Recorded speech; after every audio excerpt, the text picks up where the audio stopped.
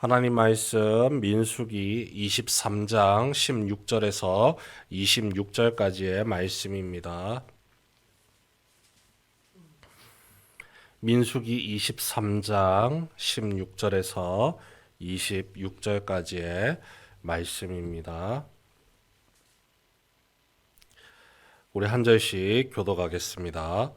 여호와께서 발람에게 임하사 그 입에 말씀을 주시며 이르시되 발락에게로 돌아가서 이렇게 말할지니라.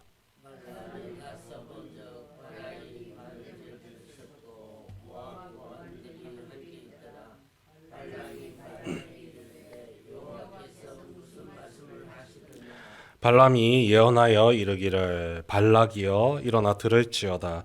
십볼의 아들이여 내게 자세히 들으라.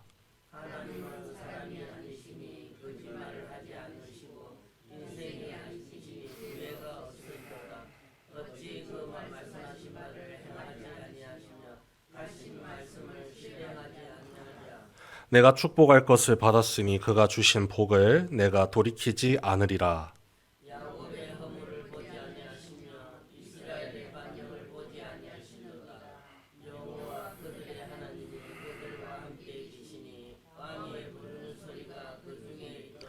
하나님이 그들을 애굽에서 인도하여 내셨으니 그의 힘이 들소와 같도다.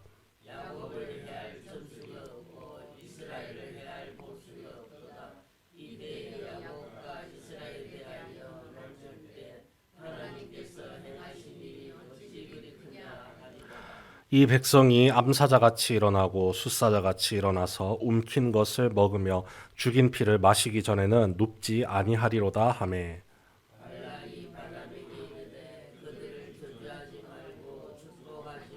함께 읽습니다. 발람이 발락에게 대답하여 이르되 내가 당신에게 말하여 이르기를 여호와께서 말씀하신 것은 내가 그대로 하지 않을 수 없다고 하지 아니하더이까. 아멘. 민수기 22장부터 24장까지는 이스라엘을 대적하려는 모압의 왕입니다. 이 발락이 점술가 발람을 통해서 이스라엘을 저주하려고 하는 내용으로 구성이 되어 있습니다. 하지만 하나님께서 그 저주를 허락하지 않으십니다. 이스라엘을 돌보시고 지키시기 때문에 저주 대신 축복의 말을 이 복술가 발람의 입을 통해서 선포하게 하십니다. 발람이라는 사람, 그 사람 자체가 중요한 건 아닙니다. 그가 하나님의 말씀을 전하기 때문에 우리가 흔히도 오해할 수 있습니다. 하나님의 선지자라고요. 그렇지 않습니다. 그냥 그 이방 땅에 존재했던 수많은 복술가, 점술가 중에 한 사람이었습니다. 신을 이용해서 자기의 호구지책을 연명해 나가는 수많은 점술가 무당 중에 한 사람이었는데 그를 통해서 하나님이 일하셨을 뿐입니다. 그 입을 통해서 전해지는 하나님의 말씀이 훨씬 더 중요합니다. 오히려 발람이라는 존재는 돈을 굉장히 사랑한 사람입니다. 그 한 사람의 점쟁이고요. 발람이 모압 왕 발락에게 강조하는 말 한마디가 이 발람에 대해서 좋게 보이게 딱 오해를 불러일으키는 말을 하죠. 여호와께서 주신 말씀만을 내가 말할 뿐입니다. 하나님의 말씀만을 내가 전할 수밖에 없기 때문에 나는 당신이 요구하는 것을 내 마음대로 이룰 수 있는 존재가 아닙니다. 얼핏 보면은 하나님께서 쓰고자 하시는 대로 나는 쓰임받는 종이기 때문에 하나님이 이렇게 허락하지 않으시면 나는 당신을 위해서는 움직일 수 없습니다. 이렇게 들리는 것 같지만 그게 아니라 자기도 자기 마음대로 말을 하고 싶은 겁니다. 많은 돈을 받고 호의호식하면서 살기 위해서 당신이 원하는 대로 내가 이스라엘을 저주하고 싶습니다. 하지만 능력의 하나님께서 내 입술을 꽉 붙들고 계시기 때문에 내가 할 수 있는 말은 당신이 원하는 대로 꾸며내는 말이 아니라 하나님이 주신 말을 할 수밖에 없는 연약한 존재입니다라고 이야기를 하는 것이죠. 하나님이 대단하신 분이지 나는 아무런 능력이 없다는 사실을 발람이 스스로 지금 이야기를 하고 있는 겁니다. 발람의 입을 통해서 하나님께서 이스라엘에게 복을 지금 베풀고 계시죠. 우리가 함께 읽은 내용은 발람의 두 번째 예언입니다. 세 번째도 있고 마지막 네 번째도 있습니다. 하나님께서 왜 이스라엘을 돌보시고 지키시는지를 이 두 번째 예언을 통해서 지금 알려주고 계시죠. 특별히 강조되는 게 뭐냐면 하나님의 약속입니다. 아브라함, 조상 아브라함의 시절부터 하나님의 약속이 지금 이어져 내려오고 있다는 겁니다. 민족과 땅에 대한 약속, 하나님이 보호자가 되어 주시겠다는 약속입니다.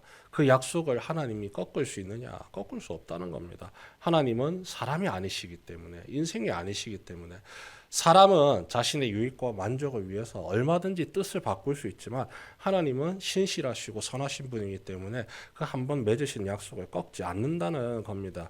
오히려 그 약속을 지키시기 위해서 지금 이스라엘 백성들을 애굽에서 건지셨을 뿐만 아니라 40년 동안 지켜오고 계시다는 사실을 분명하게 이야기를 하죠.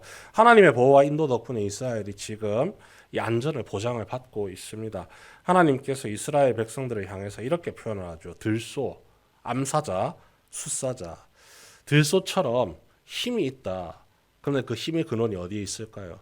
바로 하나님입니다.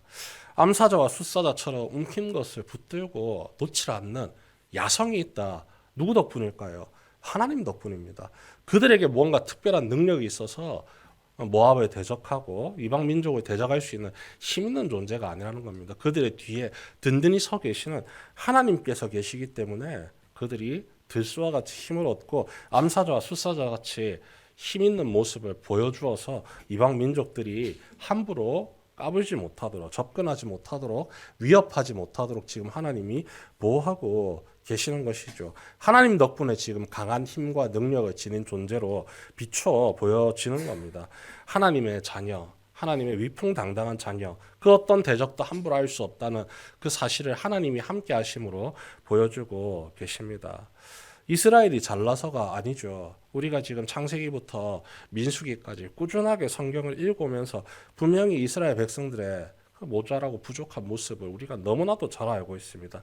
특히 애굽을 탈출한 직후부터 시작해서 지금 민수기 오늘 말씀에 이르기까지 순종의 모습이 그렇게 많이 나타나지 않습니다. 툭하면 불평합니다. 먹을 게 없습니다. 마실 물이 없습니다. 우리가 이런 하찮은 음식 먹으려고 이렇게 나온 줄 아십니까? 끊임없이 반역하고 끊임없이 대적합니다. 왜 우리는 제사장 직분을 하면 안 되는 겁니까? 말도 안 되는 이유까지 내세우면서 하나님을 대적했습니다. 그럼에도 불구하고 하나님이 이스라엘을 지키고 계시다는 거죠. 이스라엘 백성이 잘나서가 아니라 하나님의 구원의 약속 덕분에 이스라엘이 그 지금의 삶을 이어갈 수가 있는 겁니다. 이방 민족의 손아귀에서 붙들려 살아가는 것이 아니라 하나님의 손에 붙들려서 보호를 받고 있는 거죠. 이방이 어떤 마술과 복술로도 이스라엘을 해할 수가 없다는 사실을 분명히 알려주죠. 하나님이 이스라엘 백성들을 두 손으로 지키시고 계시기 때문입니다. 결국은 하나님 덕분입니다. 하나님이 계시지 않았더라면 발람의 이 한마디로 말미암아 얼마든지 무너질 수밖에 없는 연약하고 부족한 존재가 이스라엘입니다. 하지만 이방 민족들에게 일부러 하나님이 자신을 내세우시면서 보여주시는 거죠. 내 새끼들 건들지 말라고요. 내 자녀들 건들지 말라고요. 이들이 너희들에게 불편함을 끼친 게 있느냐? 힘들고 어렵게 너희들을 대적한 일이 있느냐? 하나도 없습니다. 에돔 족속을 지나가려고 했을 때 에돔이 안 된다라고 했을 때 그들이 돌아서 가려고 했습니다. 하나님이 안 된다고 하니까 안 싸우겠습니다. 돌아가겠습니다. 모압은요, 지레 겁을 먹은 겁니다. 자기들 똑같이 부탁을 하고 그냥 지나갈 준비가 되어 있는데 자기들이 먼저 그 많은 숫자를 보고 자기들이 먼저 그 모든 것들을 함부로 판단해서 저들은 우리의 대적이다. 우리를 물어뜯고 놓지 않을 거다. 수가 너무 많으니까요. 그래서 스스로 지레 겁을 먹고 공격하려고 이 발람을 끌어들여서 이야기를 하는 겁니다. 직접 싸우면은 질게 뻔하기 때문에 신을 모시는 점쟁이를 불러서 그들을 저주하게 부탁을 했던 거죠. 24장에서 발람의 세 번째 예언이 나타나는데요. 하나님께서 이렇게 말씀하셨습니다. 24장 9절의 말씀을 제가 읽어드리겠습니다. 꿇어앉고 누움이 숫사자와 같고 암사자와도 같으니 일으킬 자 누구랴. 너를 축복하는 자마다 복을 받을 것이요 너를 저주하는 자마다 저주를 받을 것이라.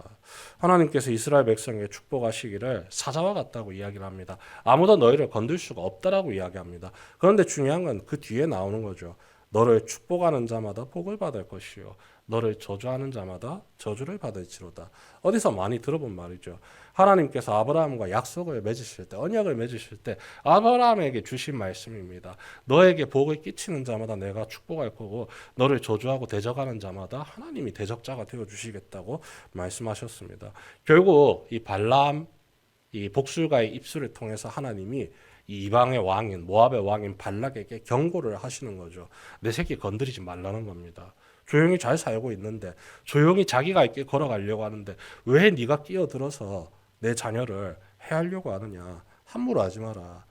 대신 너희가 내 자녀들에게 은혜를 베풀고 사랑을 베풀고 위로를 더해주고 그들을 도와준다면 나도 너희를 도울 것이다. 오히려 그 모압도 살아갈 수 있는 길을 함께 열어 주시죠. 하나님의 은혜의 모습입니다.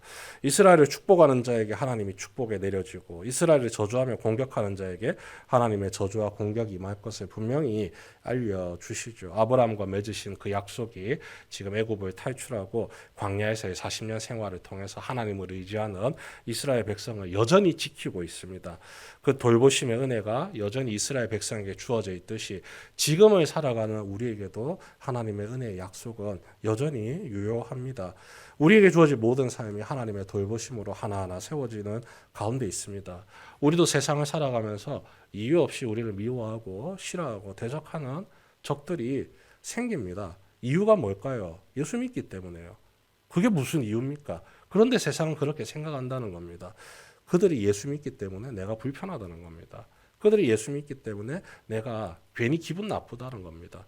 나와 다르기 때문에, 나와 다른 길을 걸어가고 있기 때문에. 정말 말도 안 되는 이유지만 그런 이유 앞에서 우리가 직접 대적하고 싸우고 얼굴을 막 찡그릴 필요가 전혀 없는 이유는 하나님이 우리의 위로자가 되시고 보호자가 되셔서 대신 싸워주시기 때문입니다. 우리를 사랑하셔서 우리를 지키시는데 온 힘을 쏟으시는 주님만을 온전히 의지하며 나아가면 될 뿐입니다.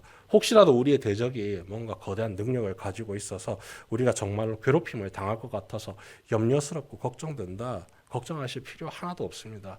우리 뒤에서 우리를 지키시고 보호하시는 하나님이 훨씬 더 큰 능력을 가진 온전하신 우리의 보호자 되시는 주님이시기 때문입니다. 우리는 그저 주님을 믿고 따르고 의지하고 신뢰하면서 나아가면 됩니다. 우리의 모든 것을 주님께 맡기며 나아갈 때에 하나님의 돌보심의 은혜가 우리 인생을 뒤덮습니다. 우리의 삶을 온전히 지킵니다. 오늘 내게 주어진 이 하루가 나를 사랑하셔서 나를 지키시고 돌보시는 주님의 은혜와 구원의 약속 위에 든든히 세워지길 소망하며 기도로 나아가는 성도 여러분 되시길 주님의 이름으로 축원합니다.